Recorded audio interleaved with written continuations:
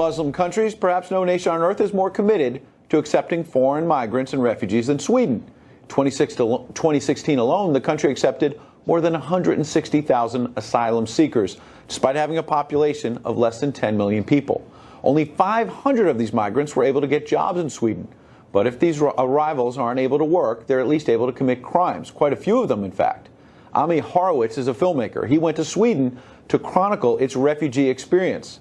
Here's a short clip of what he found. Do you see the violence really spreading across Sweden into the cities? At least 1 or 2 times a week. And let's say 5 years ago, how often would you say it was? No. 3 times a year. Really? The increase in this kind of crime is exponential. I think we caught off guard. We didn't expect it to be so much increase. Tucker spoke with the filmmaker earlier this week. Ami, thanks a lot for coming on. So before you describe what you saw there, give us the overview. What is the justification within Sweden for importing this many migrants from other countries? Why are they doing it? Well, in Sweden's own words, they consider themselves to be a humanitarian superpower, probably the only superpower that they would qualify for. So they feel that's their moral duty to open their borders to all and any refugees that want to come to them. So you've recently spent time there. Tell me if I'm overstating this. I don't think many people in Sweden think this is working well. Is that fair to say? No, it's not fair to say, actually. In fact, most people that you ask about the refugee crisis, they will say, because the reason why I did the whole thing to begin with, taking a step back, was that there was an absolute surge in both gun violence and rape in Sweden once they began this open door policy. So they know that this crime is happening. They can feel it. The statistics are clear.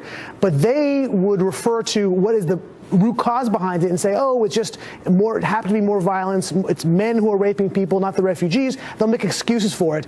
The majority of the population in Sweden still want to have an open door policy. It's confounding.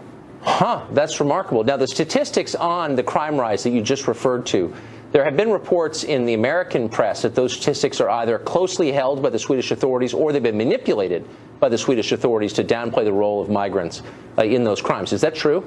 Well, it depends. The crime statistics are the crime statistics, and they're not closely held. They're open to the public, and they do show this incredible surge of violence. What may actually be the problem is that they oftentimes try to cover up some of these crimes. That, for example, there's been a rash of these rapes, these music festivals, and what happens is they cover up as far as they could who the perpetrators were or if actually rapes had actually occurred. Now, obviously, when you have so many people witnessing these rapes, they're difficult to do, and they've come out to the public.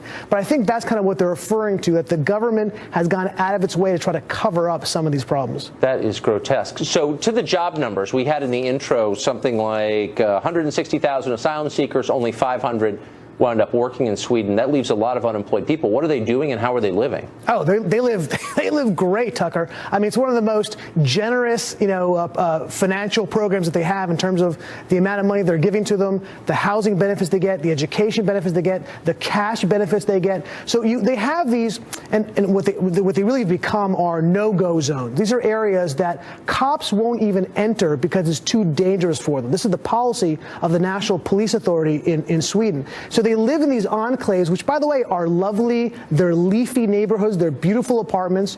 And they are sitting around. You're right. It's difficult to get jobs. There's too many of them.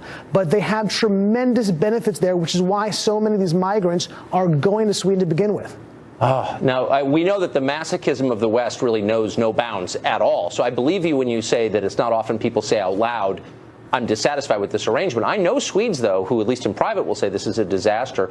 What's the social sanction for saying that out loud? Can you just say, this isn't working, or do people come down on you for saying something like that? Oh, you can say it, but you're a racist. You're a xenophobe, right? You're an Islamophobe. When I was out there, I remember I was at this kind of swanky party in Stockholm, and I started discussing what I was doing there, and the entire party kind of gathered around me and started yelling at me that all those things. I'm a xenophobe. I'm a racist. I'm anti-Islamic. Even though the statistics were clear about who's the perpetrators, it doesn't make a difference. It's very socially unacceptable to make these kind of claims. Right, because the most important thing is to feel virtuous, I guess. Ami Horowitz, that's amazing. One last question, I can't resist. What's the long game here? How is this going to look 10 or 15 years from now? Does it seem like assimilation is taking place? Oh, no, not at all. I mean, we don't have to actually prognosticate on what the long game is. You can look at France and Belgium, because they've been doing it for that period of time, for longer. And you can see the social unrest that's going on there, the terrorism that's happening there. Sweden, this is a relatively new policy phenomenon for them. And by the way, Sweden had its first terrorist Islamic attack not that long ago. So they're now getting the taste of what we've been seeing across Europe already. Sad. Thanks a lot for joining us. Ami Horowitz. Pleasure. Appreciate it.